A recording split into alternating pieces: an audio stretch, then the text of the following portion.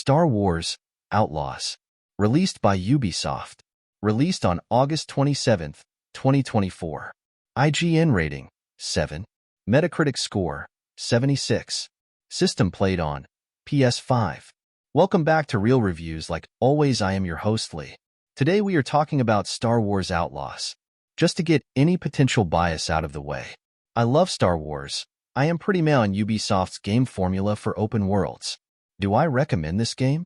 If you like Star Wars, yes. If you hate Ubisoft, no. But hey, let's talk about it. I am going to get gameplay and story out of the way right now. The gameplay is a mixed bag. Nothing is particularly bad, but nothing is super great either in my opinion. Every mission has the same gameplay loop. Break in. If you get caught before you get the thing you want, and an alarm goes off, the mission fails. These are actually really frustrating sections, because if you mess up, the autosave is potentially minutes behind where you got caught. There was no option to save in these sections for me, so I got a bit irked a few times. Then after you have the item you want, you can sneak out or run and gun your way out, whichever you prefer. When you are in the later segments of the missions, or when you are roaming the world, alarms are kind of the worst, honestly worse than the wanted status in the game. When there is an alarm, it activates spawn points that will spawn infinitely. This can be undone by just turning off the alarm, but it doesn't always work out that way. How is the gunplay? As there are obviously run and gun segments, it has kind of an arcade feel to it. It is a cover shooter, where if you are persistent, you rarely even have to stick your head out from cover, as K will just shoot over it without looking. K's blaster has 3 modes, and each mode has 3 versions. The modes you can switch between freely, but you will largely find yourself really just using the normal blaster the most of the time. I almost never used the exploding shot as it took too long to charge and didn't always instantly kill what you shoot at. The stun shot, which is just a button click on a cooldown, might be the most broken attack in the game. It instantly defeats any non-elite combatants, but even with them it stuns them and you can run up and knock them out. You can also pick up some enemy weapons and they are generally powerful, but as soon as you climb a ladder or hit a button or see a cutscene, they are dropped. The space combat also feels very light and arcade-like. Same general setup as the blaster, except you start with 2 weapons, cannons and missiles, then later you also get a turret. The stealth is kind of a mixed bag. Like, yeah, it is pretty easy to move around, and you can just knock out enemies, and Nix is a wonder for these segments since he can distract, attack, steal, and set off grenades. Traversal is also alright. The speeder and spaceship are both quick, and nothing feels too far out of the way. Fast travel also loads pretty quick, so you can hop around the planet you are on. The story is both the highlight and downfall of this game. Honestly, they could have fixed this pretty easily. The opening is fine, it is fun, and gets you into the game. You learn about Kay and Nix. Her main goal is to get off of the planet of Cantobite, and she does, even if it doesn't go as planned. Then it goes off the rails in terms of story for the whole middle of the game. This is because the game isn't linear. You have to recruit a team, and you can do it in any order you want, so those characters barely appear in anything until the end of the game. Bonus point for having the Chadra fan named Ank. Chadra fans are my favorite race in Star Wars. They could have fixed this kind of gaping hole where you can't advance any character by making the game a more linear story and just exploring between. The ending also wraps up pretty well, because they finally get to advance everyone and start developing K.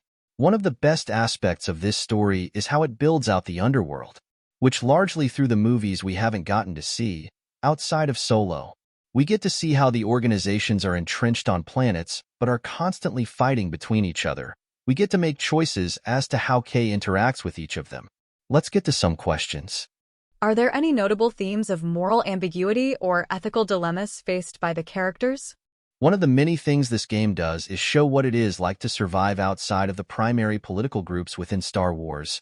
You do what you have to do, try not to make anyone too mad at you, and you get by. This is added to by some of the cameo characters.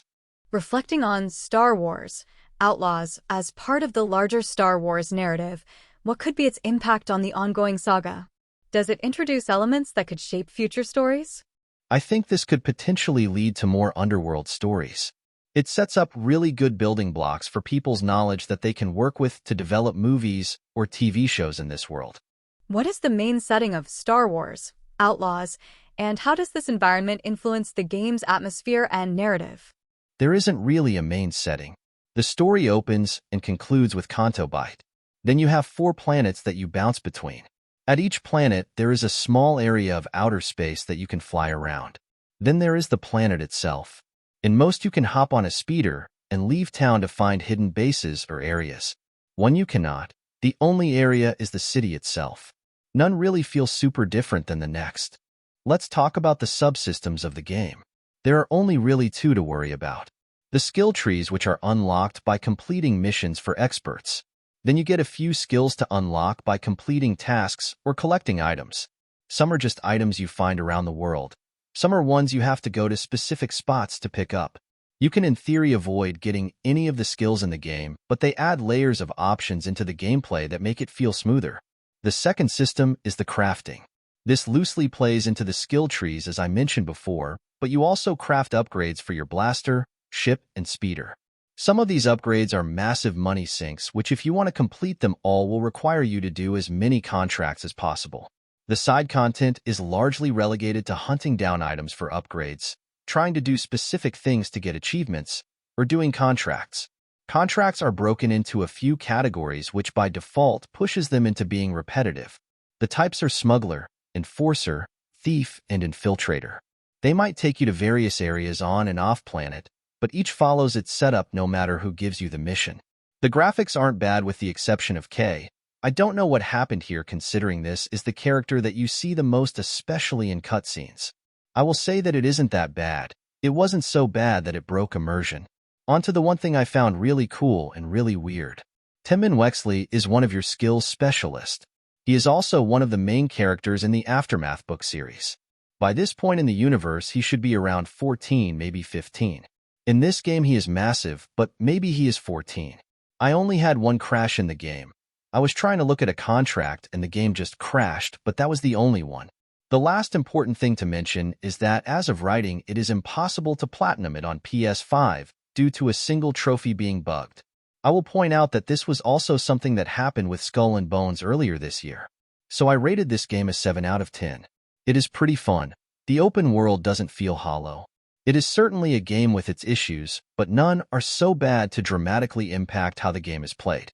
Like always, if you made it this far, thank you so much for watching. If you enjoyed it, make sure to like, subscribe, and comment.